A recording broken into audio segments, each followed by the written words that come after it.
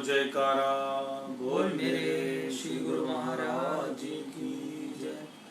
गुरु ब्रह्मा गुरु विष्णु गुरु साक्षात परमेश्वरा गुरु पारब्रह्म स्वामी गुरुदेव महेश्वरा। तमेव माता च पिता तमेव बंधु च सखा तमेव विद्या च धर्मं तमेव मम देव देव वंदो चरण सरोज गुरु बुद्ध मंगलाकार जैसे रत्न होते हैं सागर से पार। गुरु जी के सिमरन मात्र से नाशक विघ्न रासे सब परम में व्यावत है सत्संग। आप प्रकटे जगत में जीव का निस्तार ने शब्द नाव बनाए सुंदर जीव का अवतार दीनता से भेंट सतगुरु लीजिए। मैं हूँ शरणागत तुम्हारा दास अपना कीजिए। जयकारा बोल मेरे श्री गुरु महाराज जी की जय। आज 25 अगस्त 2020 वार मंगलवार हम अमृतवाणी सेवा ट्रस्ट एवं श्री हरिहर सत्संग मंडल की तरफ से अपना दैनिक सत्संग आप लोग के सामने प्रस्तुत करते हैं।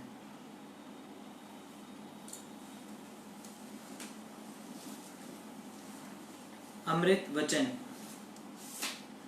हे सद्गुरु, आपकी शरण ग्रहण करने से पूर्व जो दुख सताते थे वे अब सुख में परिवर्तित हो गए हैं।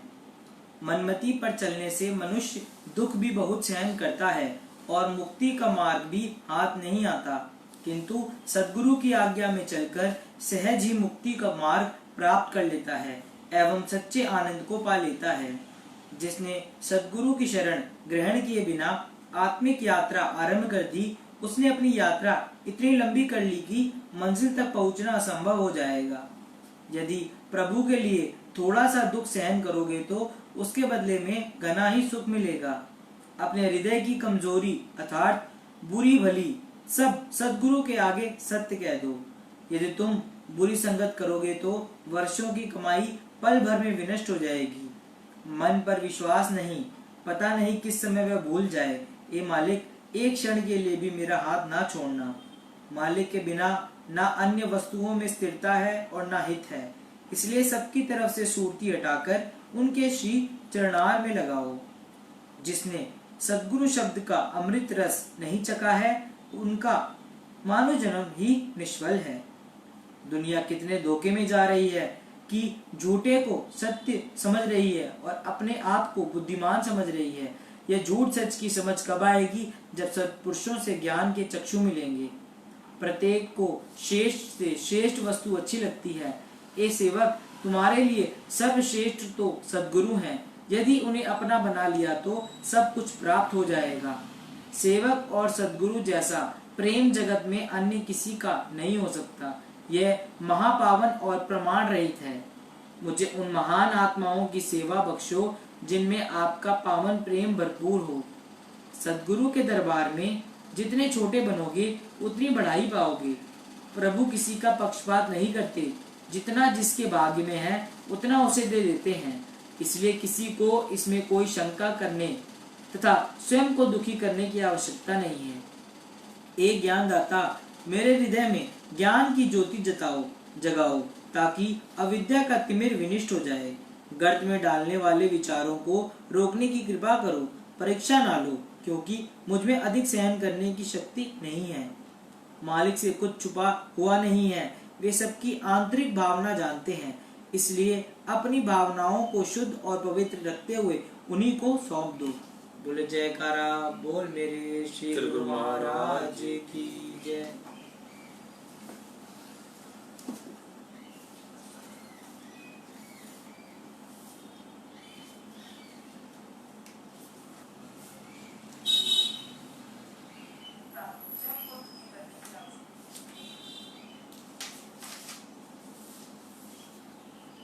विशेष अमृत वचन।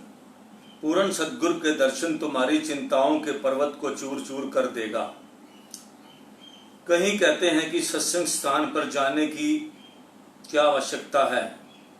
प्रत्येक स्थान का अपना अपना प्रभाव होता है। जैसे शराब खाना, जुआ घर, नृत्यशाला का बुरा प्रभाव मन पर पड़ता है, तो सत्संग स्थान के पावन वायुमंडल का प्रभाव क्यों नहीं पड़ेगा।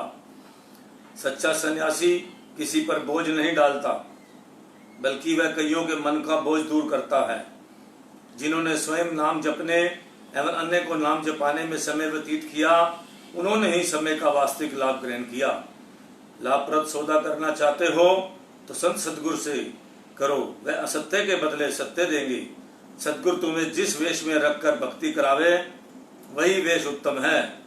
मन के कहने पर जिद ना करो। हजारों सूर्य चढ़े हों परंतु बिना सत्संग के अत्रिम अंधकार नहीं विनष्ट होता। बेकार को कार्य में लगाना ही उसे उत्तम एवं वास्तविक सहयोग देना है।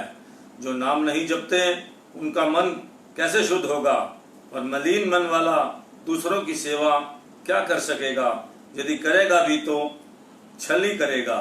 किसी को कुसंग से हटाकर सत्संग की ओर ले जाना उसे जीवन दान देना है। करता धरता मालिक को समझकर उसकी मौज अनुसार प्रसन्न रहने जैसा सुख का अन्य कोई साधन नहीं है। गुरु कृपा प्राप्त किए बिना मुक्ति उपलब्ध नहीं होगी। प्रभु की भक्ति जाति पाति पर आधारित नहीं है। सच्चे दिल से जो भी उसकी चाह करेगा वही उसे प्राप्त कर लेगा। गीता में भगवान श्री कृष्ण फरमाते हैं कि चेतन मनुष्य के लिए निराकार की अपेक्षा साकार रूप की भक्ति सरल और लाभप्रद है। नदी समुद्र में मिल जाती है, वही रूप बन जाती है अथवा समुद्र कहलाती है। इसी प्रकार अगर मनुष्य भगवान में लीन हो जाए तो उसी का रूप बन जाए। कभी भी निराश ना हो, आस ना छोड़ो, साहस ना त्यागो, अपने को अकेला ना समझ, ईश्वर को अंग संग समझो। दुखों के पश्चात सुखों की बारी आती है। भक्ति मार्ग में वाद विवाद करना हानिकारक है। यदि कोई जीव मनोरंजन मात्र के लिए भी वाद विवाद करे तो उनसे भी परहेज करना चाहिए। दृढ़ विश्वास एवं निरंतर परिश्रम के समक्ष कोई भी दुख चिरकाल तक नहीं ठहर सकता। यदि कोई मनुष्य प्रतिकूल परिस्थितियां देखकर निराश होकर बैठ जाए तो उसे सफलता कैसे प्राप्त होगी? इसलिए हमेशा साहस से काम लेना चाहिए। जो कोई ये कहे कि मुझसे अमुक काम नहीं हो सकता तो यह समझना चाहिए कि उसे अपने मालिक की कृपा तथा दया पर विश्वास नहीं है। बोलो जयकारा बोल मेरे श्री गुरु महाराज। ये हम जिस अपनी धार्मिक पुस्तक से अनंतपुर की जो हमारी शांति वचन भंडार है, इससे आपको मैं जो ये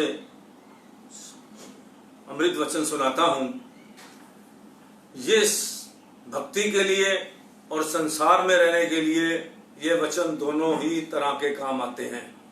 संसार में कैसे रहना चाहिए, इससे बड़ी पुस्तक नहीं है कोई, और भक्ति कैसे करनी चाहिए उसका भी इसके अंदर पूरा दे रखा है कि भाई जो है अपने सदगुरु के बगैर आप पूर्ण नहीं हो। आज्ञा पे चलना बड़ा जरूरी है। एक एक शब्द जो है, एक एक लाइन का हमें अगर इसका हम निचोड़ निकालने लग जाएं, आपको समझाने लग जाएं, तो आज के जमाने में कोई ना समझ तो है नहीं। बड़ी इजी लैंग्वेज में ये सारी बातें जो है लिखी गई हैं, और जो है इस पे अमल करने की बहुत सख्त जरूरत है। अमल ना करो, दवाई रखो और उसको खाओ नहीं, तो ये बातें हैं कि हमारे पास हर चीज के साधन उपलब्ध हैं।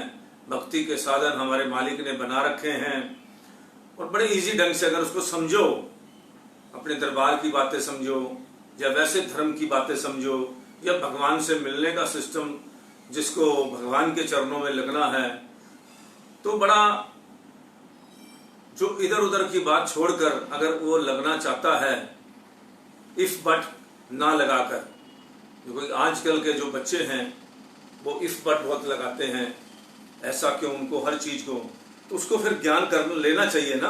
अगर इफ बट करने वाले लोग हैं जिनको समझ नहीं आता या इस चीज को सत्य नहीं मानते या अपने ग्रंथों पर विश्वास नहीं करते, तो उनको फिर खोज करनी चाहिए, उनको फिर डीपली जाना चाहिए हर चीज को।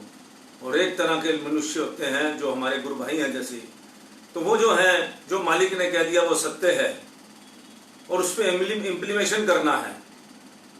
डॉक्टरों के पास भी बड़े टिपिकल पेशेंट जाते हैं, पता है आपको, जो डॉक्टर की बात को भी काट देते हैं, उसको बात को भी जुड़ा। डॉक्टर कहता है ये दवाई ऐसे खानी है, वो उसके उल्ट खाते हैं। ऐसे बहुत सारे लोग देखे हैं।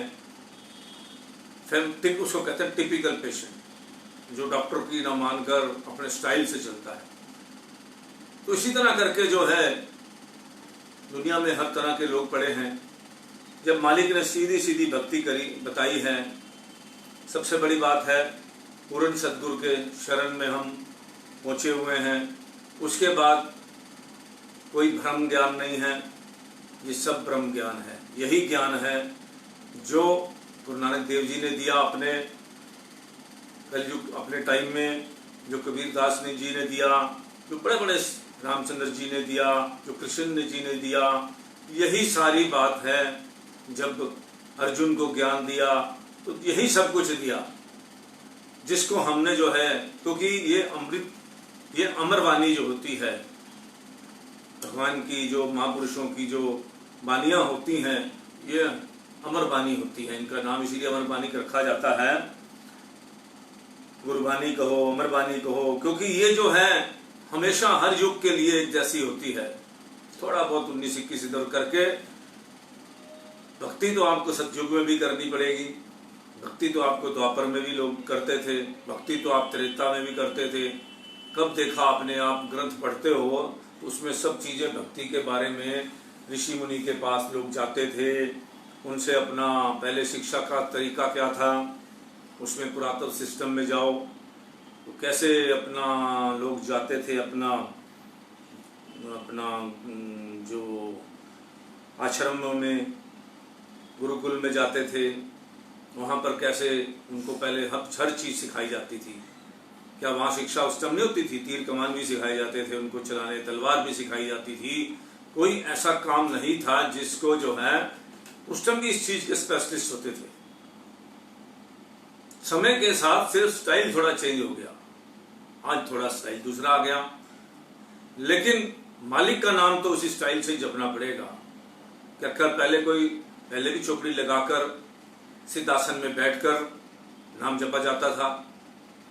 नाम जपने का तरीका तो हमेशा वही रहेगा और उसके तरीके भी वही रहेंगे, और उसको साधन अपनाने के लिए, भगवान को अपने पास बिठाने के लिए उसके साधन भी वही रहेंगे कि मन को सच रखो, झूठ, प्रेम, क्लेश, द्वेष, ईर्ष्या, ये सारी चीजों से आप जितना बचोगे, जो है जो चार हमारी बातें हैं कि बुरा मत सुनो, बुरा मत देखो, बुरा मत बोलो, बुरा मत सोचो, इसमें हमें पहले भी गौर करना होता था, अब भी गौर करते हैं।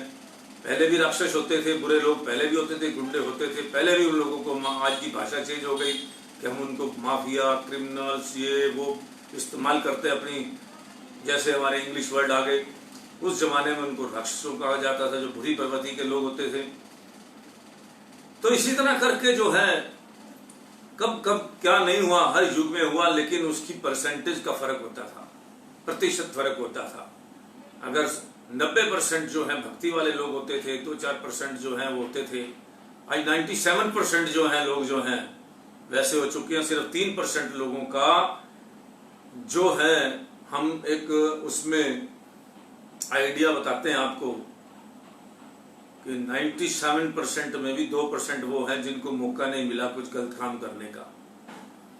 1% भी जो है अगर भगवान का नाम जप ले तो बहुत बड़ी बात है, बहुत पृथ्वी पर बहुत भक्ति होगी। फिर अब कहाँ भक्ति हो रही है? चारों तरफ देखो, कहाँ, सिर्फ हिंदुस्तान के अलावा बाहर विदेशों में देखो कि सब भौतिक सुख है, भौतिक के पीछे भाग रहे हैं, पैसा, सिस्टम, वहां के बच्चे देखो, वहां का सिस्टम देखो। हर मैं पूरी ब्रह्मांड की बात करता, ये जो है दुनिया की बात करता। हिंदुस्तान में तो अभी है, हमारे ही यहीं पे हिंदुस्तान ही जैसी जगह है जहां आध्यात्मिक पहुंचे हुए रहबर, पहुंचे हुए सद्गुरु हमें मिलते हैं और हमें सही रास्ते पर ले जाते हैं। और बाकी जगह तो क्या है, भटक रहे हैं अपने अपने सिस्टम से। कोई ढोलकी बजा के खुश हो रहा है, कोई चिमटा बजा के खुश हो रहा है, कोई किसी तरीके से अपने आप को बहला रहे हैं। जो चुप रहकर, शांत रहकर अंदर का नजारा देखने की हमारे मालिक जो हैं हमें विधि सिखाते हैं, वो सिर्फ हमारे इस पावन धरती पर, हमारे भारत में ही सब कुछ जो है, यही संत महापुरुषों की जन्म भूमि है, यही सब कुछ है, यही ये कर्म भूमि है, जहाँ से जो है बड़े बड़े विद्वान, बड़े बड़े साइंटिस्ट, बड़े बड़े दुनिया भर के जब से सबसे टॉप लोग जो हुए हैं इसी धरती पर पैदा हुए हैं। बड़े बड़े दानी, बड़े बड़े विज्ञान वाले, विज्ञानी, दानी, सब तरह के जितने लोग हैं इस धरती पर हुए हैं। तो इस तरह करके जो है अगर इनको हम सिर्फ पढ़कर सुनाते रहे और इसका पालन नहीं किया, सिस्टम नहीं किया, बाकी ये है भटकाने वाले बहुत दुनिया होती है। तो हर आदमी जो है किसी न किसी से किसी को प्रॉब्लम होती है। तो हम लोगों ने एक ही बात समझनी है कि हमने सच्चे रास्ते पर कैसे चलना है। अपने मन में तो बाहर की दुनिया में जैसे मर्जी व्यवहार आचार जैसे मर्जी करो, लेकिन अंदर से आप अपने आप को मालिक के चरणों में मजबूत रखकर चलना है। वो नहीं डोलना चाहिए, हमारा विश्वास नहीं डोलना चाहिए, हमारा प्रेम नहीं डोलना चाहिए।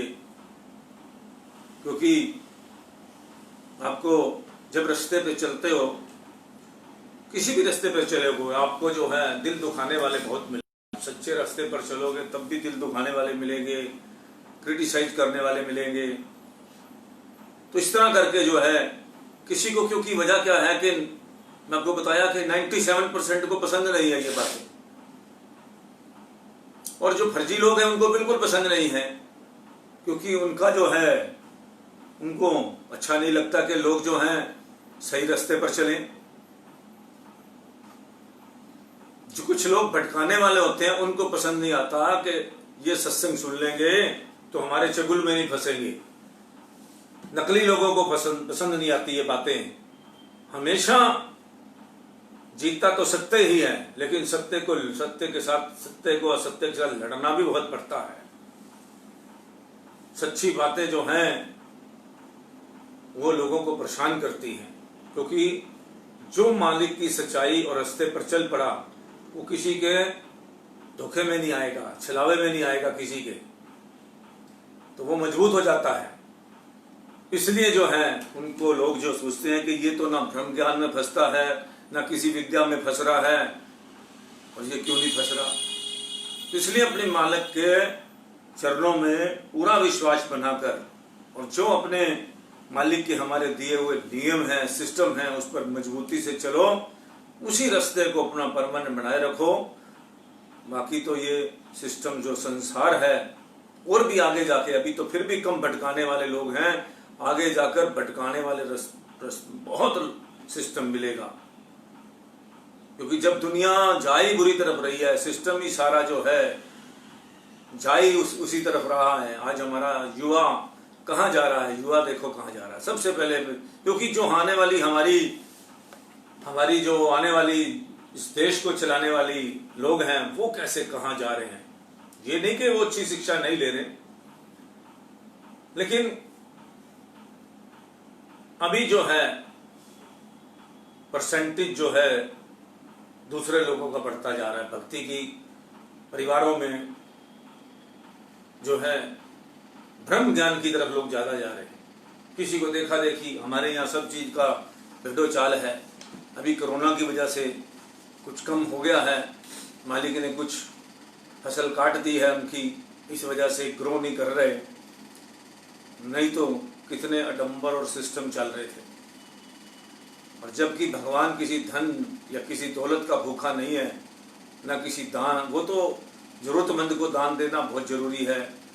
पानी, किसी को पानी पिलाना, प्यासे को पानी, भूखे को खाना, ये सारी चीज़ें जो हैं, इन चीज़ों का करना बहुत ज़रूरी है। दवाई देने वाले, जिसको दवाई की ज़रूरत है उसको मेडिसिन देना, ये सब जो है पुण्य के बहुत उच्च कार्य हैं, और ये हमारे सभी करते हैं। तो इसी तरह करके अब आपको एक सत्संग सुनाते हैं। मन की स्वच्छता एवं पूर्ण स्वच्छता। मन की स्वच्छता, पूर्ण स्वच्छता। मन मैले समूह किछु मैला, तन धोते मन अच्छा ना होई, यह जगत भ्रमे बुलाइए, बिरला दूजे कोई। जप मन मेरे तू एको नाम, सतगुरु दिया मोकू निदान। चाहो, ये गुरबानी जी का श्लोक है। प्रत्येक व्यक्ति सफाई को ही पसंद करता है, संसार में कोई भी मनुष्य ऐसा ना होगा जिसको गंदगी से प्रेम तथा सफाई से घृणा हो। वयोवृद्ध सभी को स्वच्छता एवं सुंदरता ही प्रिय लगती है। आप एक छोटे से अनजान बालक को ही देख लीजिए कि वह अस्वच्छ तथा असुंदर वस्तु कभी पसंद नहीं करेगा। यदि किसी मेहमान को घर पर बुलाना हो तो लोग घर की एवं तन की सफाई दिलो जान से पूरा समय देकर करते हैं। इसका कारण तो केवल यही होता है कि आया हुआ मेहमान यह ना सोचे कि उसके घर में सफाई नहीं है या वे लोग साफ नहीं रहते और भविष्य में उनके घर जाने के लिए वह इच्छा भी ना करे। परंतु यह सब तो दुनिया में बाहरी सफाई तथा शान या इज्जत बनाने के साधन हैं, किंतु विचार यह करना है क्या मनुष्य संसार में केवल बाह्य शान इज्जत बनाने के लिए अथवा ऊपरी सफाई रखने के लिए आया है या मालिक की दरगाह में भी इज्जत पाने के लिए आया है।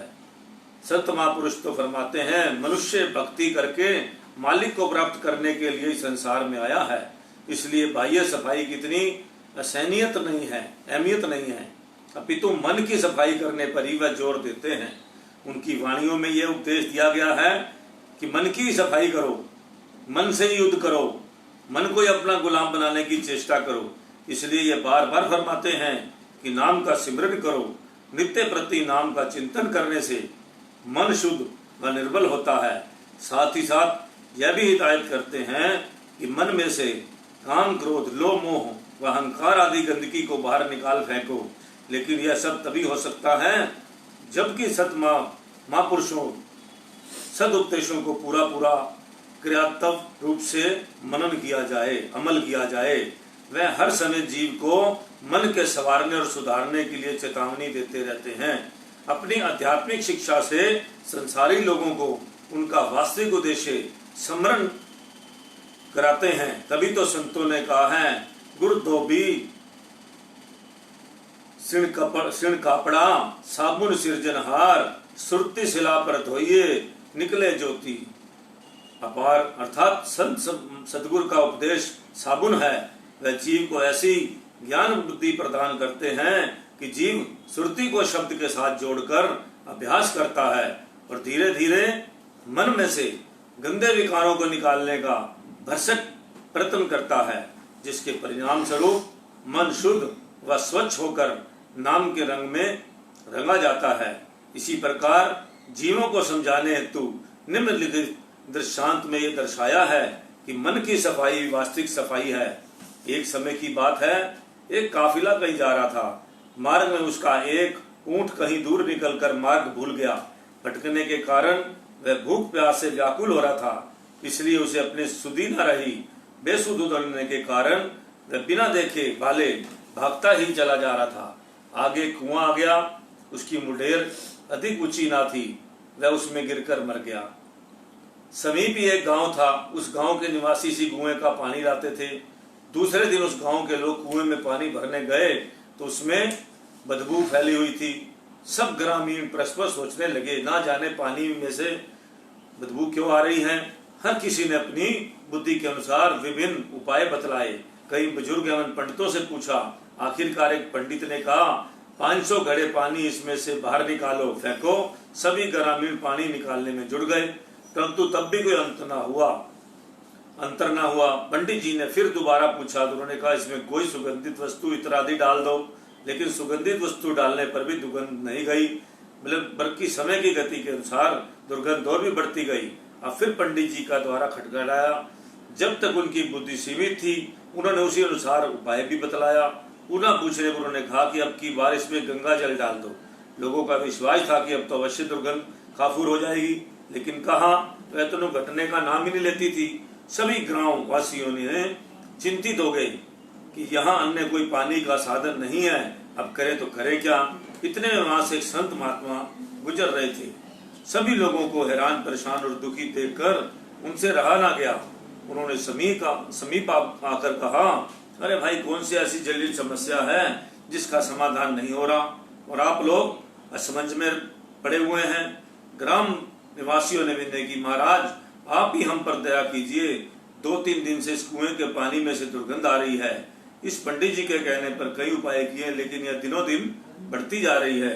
अब कृपा करके आप ही बताइए कि दुर्गंध कैसे दूर होगी। संत महापुरुष दूरदर्शी होते हैं। थोड़ी देर विचार करने के पश्चात उन्होंने कहा, यह दुर्गंध कहीं बाहर से आ नहीं रही है। जब कुएं के अंदर ही पैदा हुई है तो पहले इसके भीतर जाकर देखो कि कोई ऐसी वस्तु तो नहीं गिरी जिसकी सड़ांच से दुर्गंध फैल रही हो। महात्मा जी के कथनानुसार एक व्यक्ति ने कुएं में जाकर देखा तो सचमुच एक ऊंट का मृतक शरीर पड़ा था। महात्मा जी ने कहा, पहले इस मृतक ऊंट को बाहर निकालो, फिर कुएं का पानी साफ निकाल कर सफाई करो, उसके बाद कुएं का पानी स्वच्छ व निर्मल हो जाएगा। तथा महात्मा जी के कथनानुसार पहले मृतक ऊंट को निकाला गया, फिर कुएं की सफाई की गई तो पानी की दुर्गंध भी जाती रही। संत महापुरुष जीव को समझाने के लिए इतनी रचना रचाते हैं। इस दृष्टांत का तात्पर्य यह है कि जीव की सुरती भी इस प्रकार मोह माया अहंकार आदि के विचारों में से मलिन हो चुकी है। अपनी बुद्धि एवं विचारों के अनुसार दान पुण्य आदि अनेक कार्य करता है, लेकिन अपने लक्ष्य को प्राप्त करने के लिए उसे सफलता नहीं मिलती।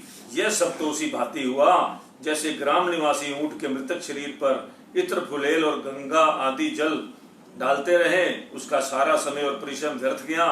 इसी प्रकार मन की मलिनता को भी सत्पुरुषों द्वारा बताई गई युक्ति द्वारा ही दूर कर सकते हैं। उनके पास हर एक जीव के लिए हर प्रकार के साधन विद्यमान रहते हैं। वे कार्य को सरल व सुगम बना देते हैं। महापुरुष यही फरमाते हैं कि काम क्रोध लोभ मोह अहंकार आदि विकारों को हृदय से निकाल कर नाम का सिमरन करो अथवा सुरती को सदगुरु के शब्दों के साथ जोड़कर मन को स्वच्छ व निर्मल बनाकर ही लक्ष्य की प्राप्ति हो सकती है। अतः मालिक को प्राप्त करने के लिए मन की सफाई करके प्रभु नाम का सिमरन करना नितांत आवश्यक है। जैसे रामायण में श्री रामचंद्र महाराज जी ने फरमाया है, निर्मल मन जन सोई मोहि पावा, मोहे कपट छल छिद्र न भावा। कितनी बड़ी बात कही है कि जो साफ मन वाले हैं भगवान को वही प्राप्त कर सकते हैं, छल कपट वाले किसी को नहीं पाते। मालिक के दरबार में जो है उन्हीं की ज्यादा पूछ होती है जो अपना मन साफ रख के और अपना प्रभु का स्मरण और उनका नाम और उनकी आज्ञा में चलते हैं। तो इस तरह करके ये हमारा सत्संग यही समाप्त होता है। अब हमारे तीसरी पातशाही महाराज जी के प्रवचन हैं, ये आपको भगत अनंत सिंह जी सुनाएंगे। सत्संग भूल का सुधार। मनुष्य इस संसार में हमेशा अपने विचारों के कारण से सुखी और दुखी रहता है। मतलब क्या कि जिस प्रकार के विचार मनुष्य के होते हैं उसी प्रकार की उसके मन की अवस्था होती है। छूटती माया शरीर और काल की रचना के अंदर लगी हुई है और मन के अंदर हर समय माया के समानों शरीर के आराम और संसार की झूठी रचना की ख्वाहिश है, तो उस मनुष्य की क्या हालत होगी। प्रत्येक मनुष्य स्वयं अपने मन की अवस्था को जीवित प्रमाण है। मनुष्य गरेबान में मुंह डालकर परखे की क्या अवस्था है, यह सब पर भली प्रकार रोशन है। प्रत्येक व्यक्ति जान सकता है कि मैं किस हालत में रहता हूँ। यह तो माया और काल में सूरती अटकाने की हालत है और यह हालत दुख चिंता परेशानी तथा गम की हालत है। अब दूसरे पहलू पर नजर डाली जाए कि दुनिया में सुखी कौन है। सुखी हमेशा दुनिया में वे मनुष्य हैं जिनके विचार संतों की वाणी के साथ, संतों का वचन के साथ, सतगुरु महापुरुष की मौज के साथ, सत्पुरुषों के उपदेश को मन में मनन किया तथा उनके हृदय में सद्गुरु का पवित्र शब्द बस गया है। उनकी लिव सच्चाई और उनके विचार शुद्ध हैं। उनके मन के अंदर सच्ची शांति और सच्ची खुशी रहती है। दोनों अवस्थाओं में इतने अंतर होने के कारण क्या है कि एक तरफ काल और माया की रचना है तथा दूसरी तरफ दयाल की रचना है। काल और माया की रचना क्या है कि मनुष्य कहता है कि ये मेरा परिवार, ये मेरा धन पदार्थ, मेरी इज्जत और बड़ाई इत्यादि। ये सब ख्याल अज्ञान के कारण पैदा होते हैं। ये झूठे ख्याल हैं, क्योंकि विचार किया जाए कि यह चीजें और ये सामान क्या जीव के अपने हो सकते हैं, ये या इनके मिलने से क्या आत्मा में शांति आ सकती है, क्या यह संसार और माया के पदार्थ आत्मा के अनुकूल है। इसका अंदाजा इस बात से लगाया जा सकता है कि यदि ये सामान आत्मा के अनुकूल होते तो इनके मिलने से आत्मा में खुशी और शांति आती, मगर क्या इनके मिलने से आत्मा में शांति आती है? नहीं, ये हालत नहीं है, बल्कि इन सामानों और पदार्थों के होते हुए भी आत्मा में अशांति रहती है। ऐसा क्यों है? इसलिए कि ये सब चीजें आत्मा की अपनी नहीं है और ना ही इनसे आत्मा का असली संबंध और नाता है। आत्मा के अशांत और दुखी रहने का कारण यही है कि जिन चीजों से मन लगा है वह काल और माया की रचना है।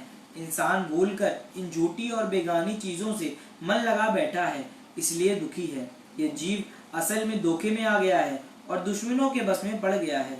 काल और माया जीव के दुश्मन है, ये उनके अधीन हो बैठा है।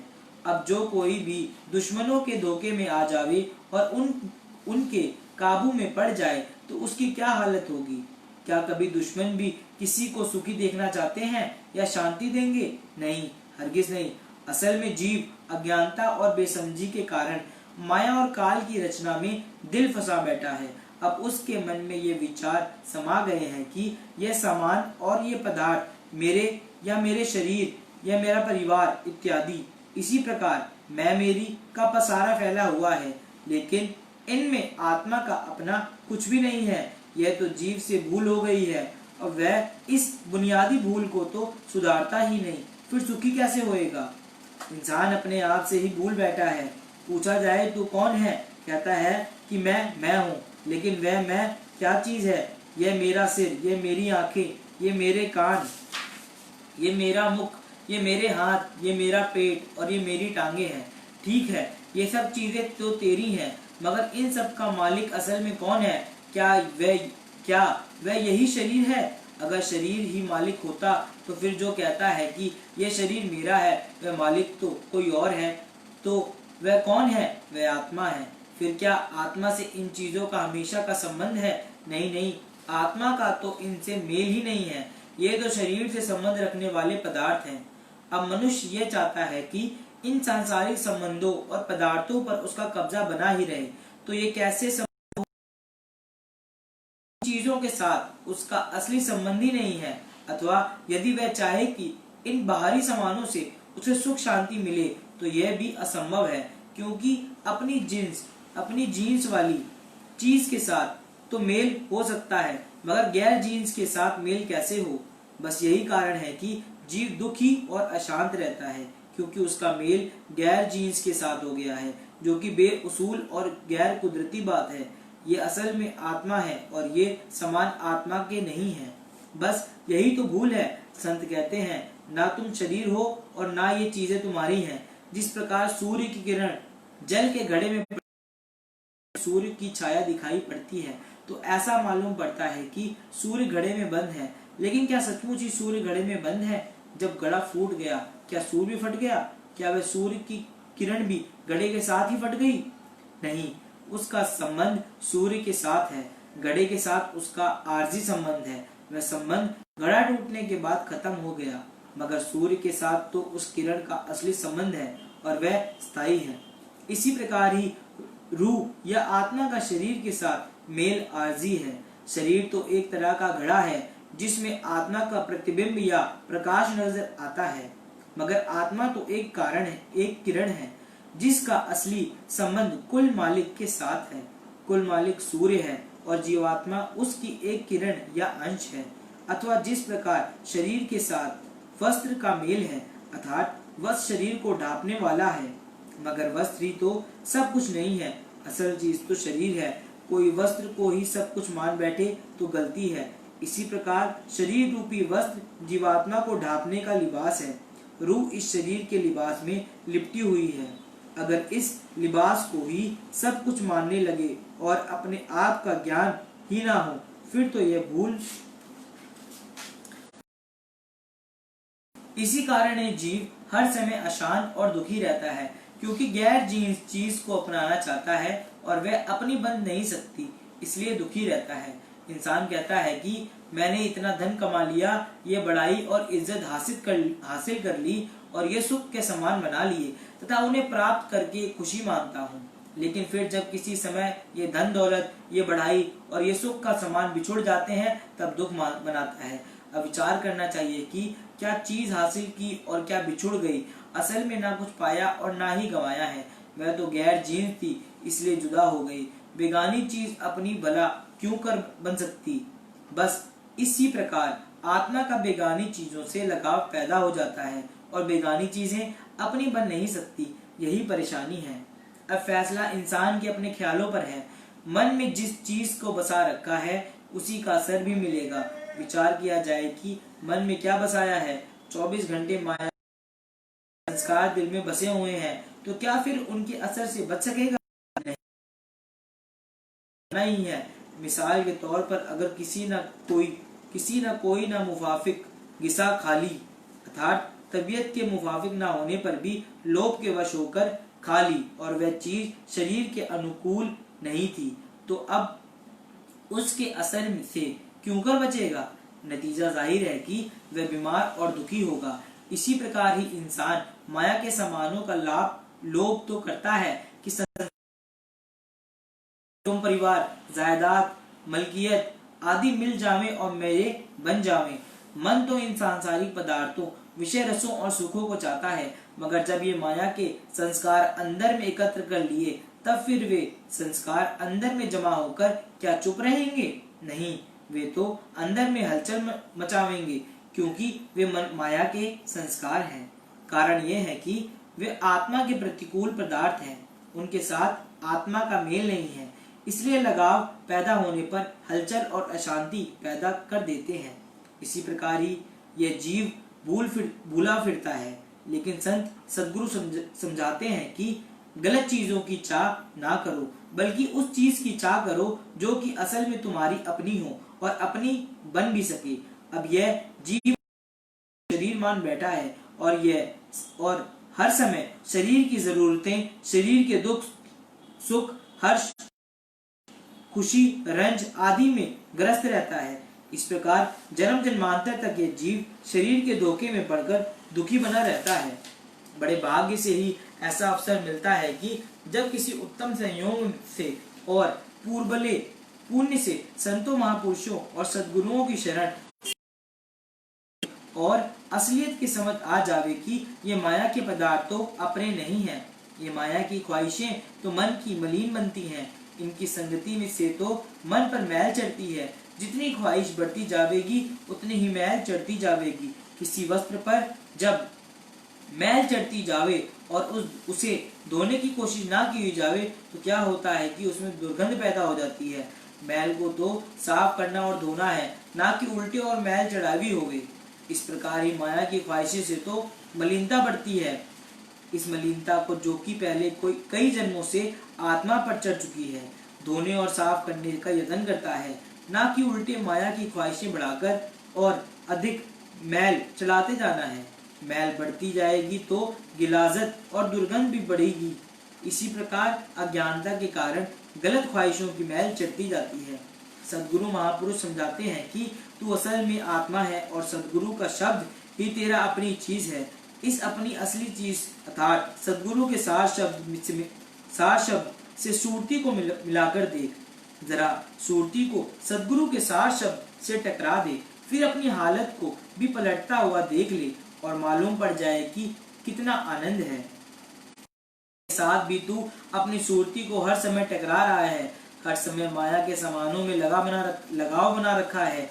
उसका भी जीव को प्रतिदिन का तजुर्बा हो चुका है कि उसका क्या नतीजा मिल रहा है। यह कि हर समय अशांति, दुख, परेशान और चिंता पल्ले पड़ती है। उसका तो जीव तजुर्बा कर चुका और आजमा चुका है। अब जरा इसका भी तजुर्बा करके देख लेवे कि सद्गुरु के शब्द के साथ सूरती को जोड़ देने से कितना आनंद प्राप्त होता है और इससे मन की कितनी मैल धुलती है। आजमाने और तजुर्बा करने से ही पता लगेगा कि जो जो सूरती का मेल सद्गुरु के शब्द से होता जाता है त्यों त्यों मैल साफ होती जाती है तथा तब परख भी पड़ती जाती है कि असलियत क्या है और जीव असलियत से कितना भूला हुआ है। बस यही अपने आप की परख करने की जरूरत है, क्योंकि जीव को असल में अपने आप की अपने आप का पता नहीं। बाहरी दुनिया की चीजों की परख पहचान करने में तो वह होशियार और चतुर है, मेल नहीं है, मगर जरूरत है कि जरा अपनी भी तो जांच और परख करे, अपने आप को भी देखे। और अपने आप को भी अपने आप को देखना क्या है, अर्थात किस प्रकार अपने आप को देखेगा। जैसे कि अपने शरीर को और शरीर के अंगे को तो मनुष्य शीशा या दर्पण से देख सकता है, इसी प्रकार ही अपने आप को देखने का भी दर्पण है। उसी दर्पण में ही अपने आप देखा जा सकता है। निराकार की आरसी सादो ही की दे, लखा जो चाहे अलग को इन्हीं में लखी ले। परम संत श्री कबीर साहब जी फरमाते हैं कि यदि अपने आप को देखने की ख्वाहिश है और अपनी आत्मा की परख करनी, उसकी दर्पण संत सत्पुरुषों की देह है, अर्थात संतों के रूप में अपनी आत्मा को देखें। संत सदगुरु ही जीव की आत्मा है, वही जीव के अपने है और वे अलग पुरुष के साक्षात स्वरूप है। तभी उनसे सूरती को मिलाकर जोड़ देगा, तभी अपने आप का पता चलेगा। कहने का मतलब यह है कि अपनी इस असली चीज से जीव भूला फिरता है, गैर जरूरी ख्वाहिशों के चक्र में पड़कर ये दुखी रहता है और गैर जरूरी सामान इकट्ठा करता फिरता है। गैर जरूरी सामान में खुशी कहाँ चुनाचे। इन गैर जरूरी सामानों और पदार्थों के साथ जो सूरती का मेल होता है, त्यों त्यों वह दुखी और अशांत होती जाती है। संत महापुरुष यही समझाते हैं कि गैर जरूरी चीजों में सूरती को मत लगाओ, सूरती को उस चीज में लगाओ जो कि अपनी चीज है और अपनी बन भी सकती है।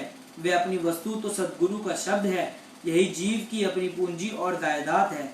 जब सूरती इस शब्द के साथ मिले अथवा सद्गुरु के ध्यान में लगे, तब भी तो उसकी मैल भी साफ होवे और जीव का आनंद भी आवे। जरा ये जीव अपनी मैली सूरत को सद्गुरु के ध्यान के साथ धोकर भी तो देखें। संतों का कहना है कि ये जीव क्या सारी जिंदगी यही काल और माया का बिगाड़ी ढोनी है? क्या हमेशा इस माया और रचना में ही भूल फिरा रहेगा? तो जो हर समय इन्हीं माया की चीजों को पाकर बड़ा खुश होता है और ये कहता है कि मेरी जायदाद, मेरा धन इत्यादि इत्यादि, तो इन्हें तो कुछ अपना भी है या यूं ही फूल रहा है।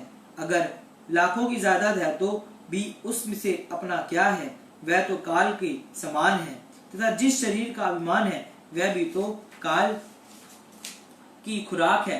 सुंदर शरीर चाहे अपनी और चाहे मित्रों कुटुंबियों का हो, वह सब काल का खाजा है। तब इन बेगानी चीजों से सूरती का लगाव कैसे होगा?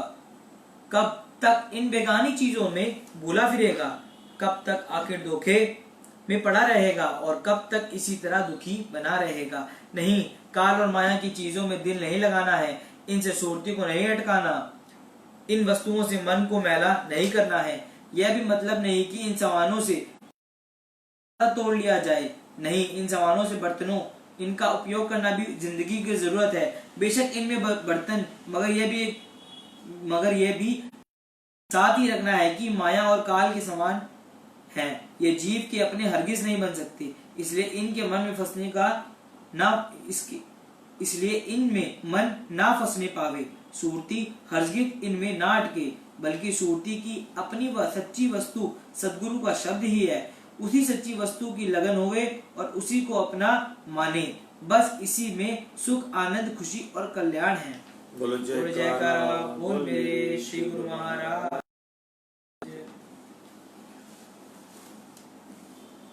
तो आज का सत्संग हमारा यहीं समाप्त होता है। कल फिर जो है पूरे 12:30 बजे, अब हमने पक्का ही मतलब कि ये जो है सिस्टम बना दिया है कि 12:30 से 1:30 बजे तक सत्संग जो है हमारा चलेगा। तो अभी बेटा बता रहा है कि अभी हमारा थोड़ा टाइम है।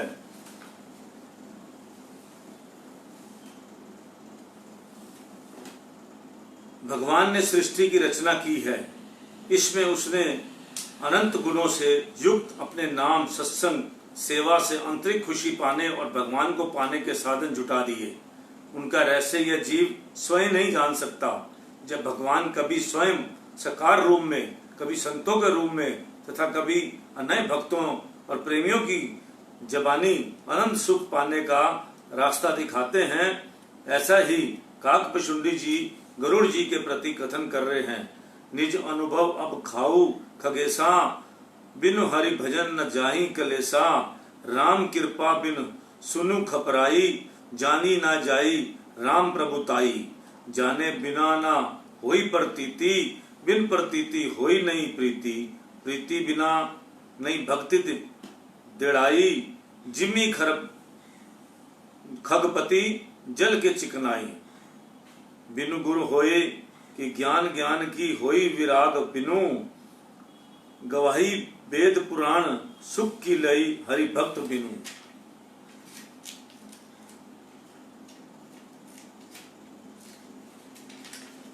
काकभुशुंडी जी कहते हैं, हे गरुड़ जी, अब मैंने भक्ति के पथ पर चलते हुए जो कुछ पाया है, जैसे पाया है उसका अनुभव तुम्हें सुनाता हूँ। संसार 3 तापों की अग्नि में जल रहा है। हर समय ये ताप उसे दुखी करके नरकों की ओर ले जा रहे हैं। इन दुख संताप से छुटकारा पाने के लिए, नरक की यातनाओं से स्वयं को छुड़ाने के लिए भगवान का नाम ही जीवन दाता है। भगवान के नाम सिमरन के बिना भव के दुखों से नहीं मिट सकते। नाम की महिमा जानने के लिए और इसको पाने के लिए, हे गरुड़ जी, श्री राम जी की कृपा बिना नाम की प्रभुता नहीं जानी जाती। उनकी बढ़ाई को जाने बिना उन पर विश्वास नहीं होता। विश्वास के बिना प्रीति नहीं होती और प्रीति के बिना भक्ति दृढ़ नहीं होती। जैसा कि जल पर चिकनाई नहीं ठहरती, अर्थात उसमें घुलती नहीं, गुरु के बिना ज्ञान नहीं हो सकता। वैराग्य के बिना कहीं ज्ञान हो सकता है? इसी तरह वेद पुराण कहते हैं, श्री हरि की भक्ति के बिना क्या सुख मिल सकता है। इस पूरे प्रसंग का तात्पर्य यही है, भक्ति में ही सब कुछ सुख समाये हुए हैं। भक्ति के दाता संत जन हैं, जो भक्ति दात्री नाम का दान देते हैं।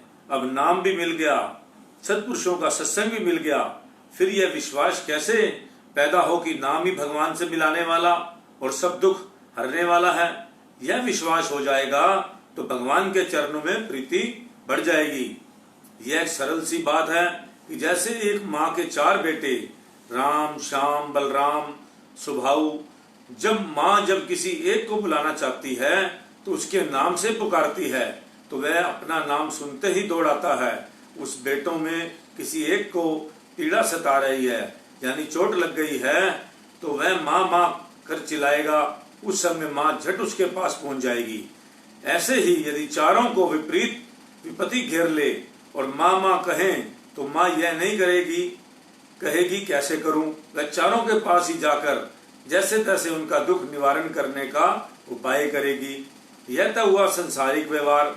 जब बेटों का दुख दूर हो जाएगा तो क्या उसके दिल में यह विश्वास ना हो पाएगा कि माँ दर्दी और ममता है। यही विश्वास ही उनका माँ के प्रति प्रीति बढ़ाएगा। ऐसे ही सत पुरुषों के सत्संग में जब यह ज्ञान उत्पन्न हो जाता है, लोक परलोक में साथ देने वाला है, संसार के विषय दुख रूप हैं, जब इनका त्याग करेगा यानी वैराग्य हो जाएगा, तभी नाम से सुरती लगेगी। यह अपना अनुभव भी कहता है और इतिहास में भक्तों के संत प्रमाण भी यही दोहरा रहे हैं कि नाम सिमरन सुखदायी एवं दुष्ट कष्टों में साथी बनना है। जिसने नाम में लिव लगाई है वह जानता है कि दुख कष्ट उसके निकट नहीं आ सकते।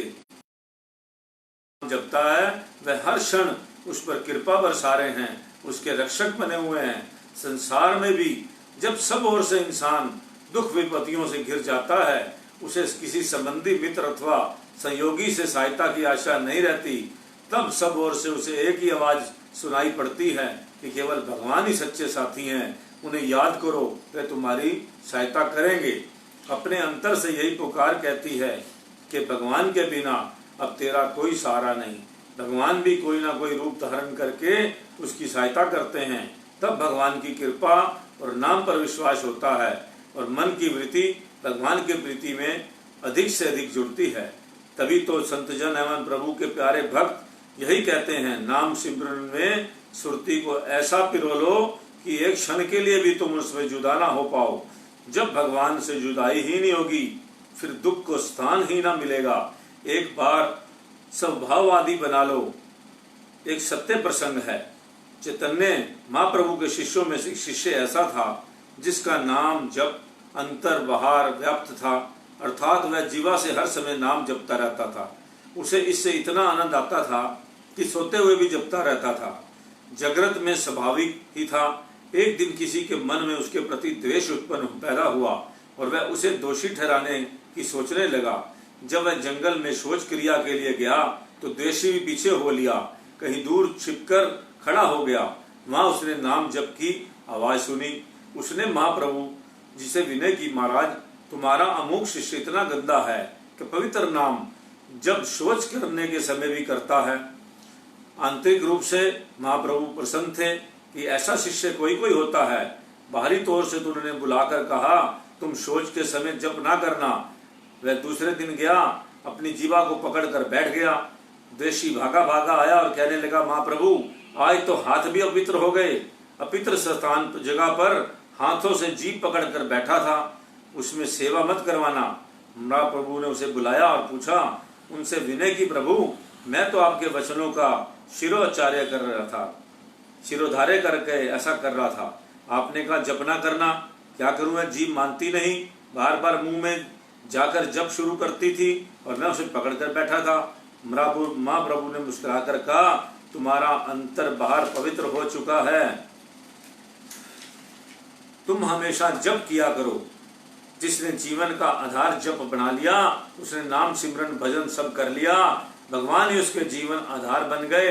भगवान श्री कृष्ण जी ने गोपियों के लिए कहा था सत्य प्राणा, जिस उसके अपने प्राण नहीं उसके प्राण मेरे में समा गए हैं, यही है नाम जपते जपते प्रीति हो जाना।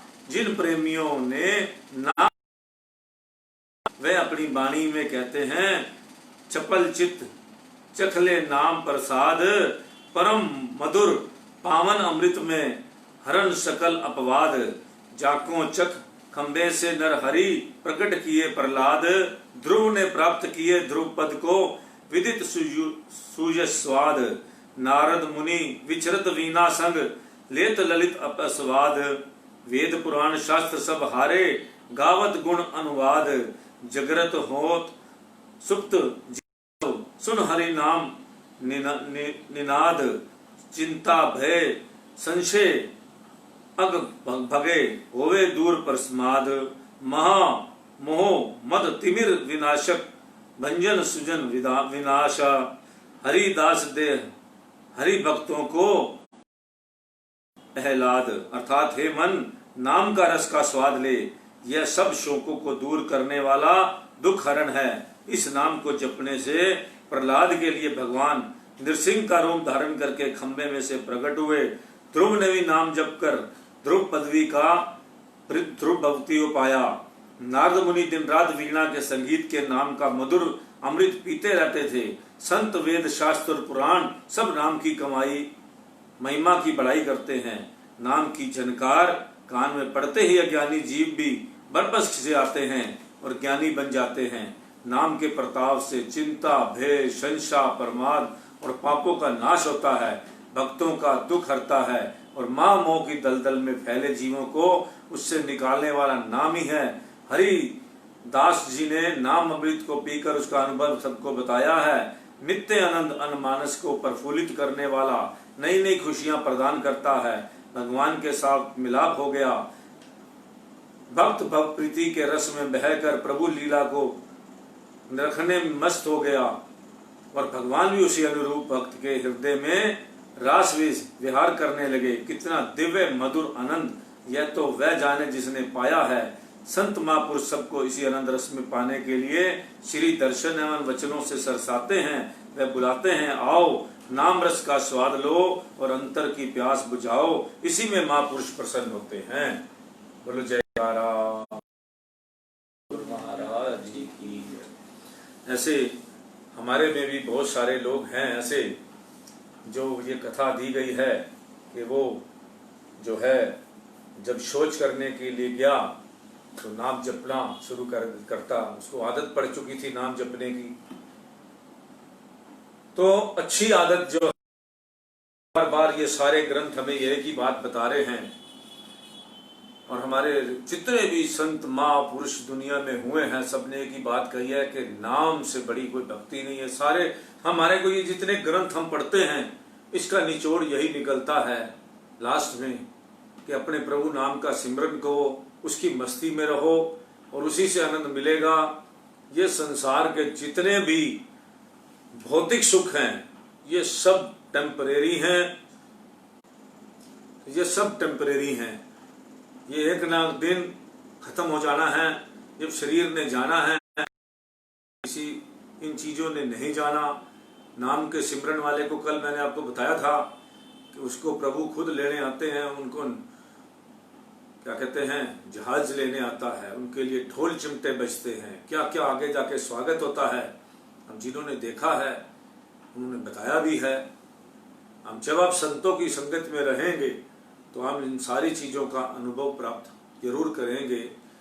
हम शायद आप मेरी बात पर विश्वास ना करें, या आपको मैंने पहले ही कहा है कि जो है इस कथा में भी आज यही दिया गया है कि विश्वास नहीं करोगे, किसी दवाई पर भी विश्वास नहीं करोगे, अगर डॉक्टर देता है तब भी आपकी दुख दूर नहीं होने वाला। सबसे बड़ी बात है कि अपने हर चीज को देखो कि मालिक ने हमें कितने सुख उपलब्ध हैं, और जो नाम जपने वाला है या जिसको नाम की दात मिली हुई है, अब वो बिना जपे कहे कि मुझे मजा नहीं आ रहा या मुझे अच्छा फील नहीं हो रहा, तो फिर उसने दवाई जब खाई नहीं तो उसको कहाँ से उसका पता लगेगा।